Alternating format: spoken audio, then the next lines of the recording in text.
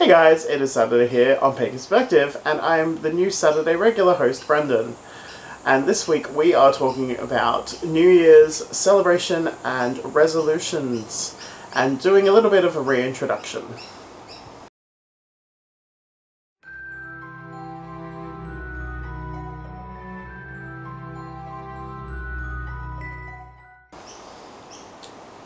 So for our questions today, Cara has sent us through some inspired pieces that she had from an article by Thorn Coyle, and the questions that she actually has for us is, do you celebrate the change of the Gregorian calendar year?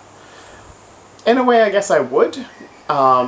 This year I just spent it with my housemates, drinking slushy cocktails out of buckets and eating Indian takeaway and playing a card game called Exploding Kittens.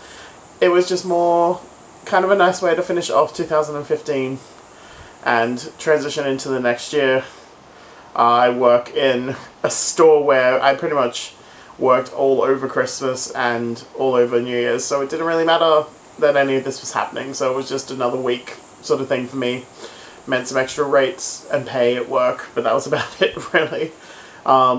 New Year's has never really been a big thing for me. It's not a massive, huge transition. It's just the change in the calendar. Like the physical metered calendar that we use to register time and months and all that sort of stuff. What time do you consider to be your past New Year? Within the Wildwood, for us, it's generally around Samhain. We'll have our council and we'll get together and discuss everything that was the year that has been, and set up ideas and projects for the year that is to come. For me personally, though, I find that Yule tends to be more of my New Year. Well, it's kind of that transition between Samhain and Yule, really. But Yule being the longest night of the year, I like to try to stay up and watch the sunrise, and that kind of is that my, like, I suppose a New Year's practice that I would have. And for us here in the Southern Hemisphere, having that at in June is kind of like, it's a six month kind of transition with the like Gregorian calendar and then with like my kind of personal practice calendar. Do you partake in New Year's resolutions?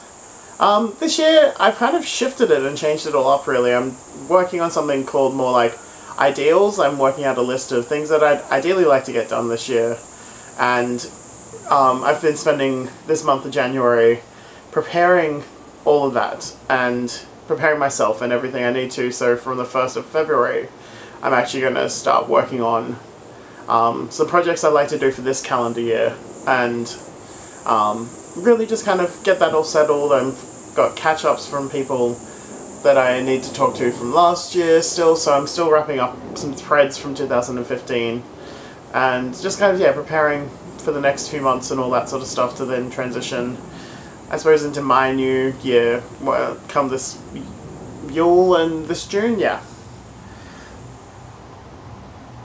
What else have we got? What about setting an intention for the year? Have you ever done it before? No. I haven't really kind of explored that kind of concept or that practice really before, but I know some people that have, and I think it's a fantastic and wonderful way to do that. It's kind of really engaging your year as it being an ongoing spell and ritual, and I may give some thought to it. I've got this month to kind of work everything out, so I might, from February 1st, have an intention for the rest of that year. Or I may even set up an intention from Yule to the following Yule, so I'll do that as my year. Yeah, I don't really have any intentions for this year yet, so I just know I want to do some more public community teaching. I have a couple of projects that I'm really passionate about setting up this year, so I suppose that is kind of all there. But that's all the questions that came through from Cara, inspired by Thorn Coyle, and we had some questions from a viewer named Kenny Williams. The first one is, are you all Wiccan, or do you all have varying path along the craft? Yeah, not Wiccan. I'm definitely not Wiccan. I think many years ago at the very beginning of my practice I may have identified as that, but as I learned more I transitioned away from that. Anywhere between wildwood, reclaiming, pagan. Easiest way to describe myself to people, I usually just use the word pagan because it's understood, but yeah, it's kind of like a hybrid fusion of a few different paths that I practice, and yeah. Question 2. Within your various paths of witchcraft and magic, what kind of magic have or do you all work with? E.g. folk magic, ceremonial magic, etc. I just do a lot of practical spellcrafting, and it's all words, intentions, a lot of enlivening sort of work, so enlivening charms to become vessels for intents, for spells, for all little sorts of things. I constantly do work with my plants, so do energetic exchange work. Yeah, I kind of just do a whole jumble of things. I don't really have a particular working style. It's just trust my intuition, trust my guts, try to work out what's the best plan to do, and just follow that and do it.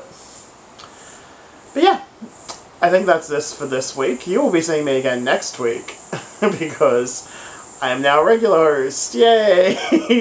And the subs at the end of this month will be going through very much similar questions.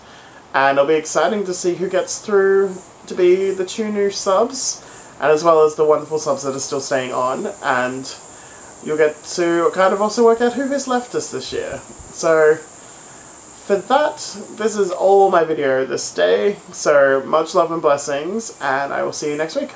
Blessed be. Mwah!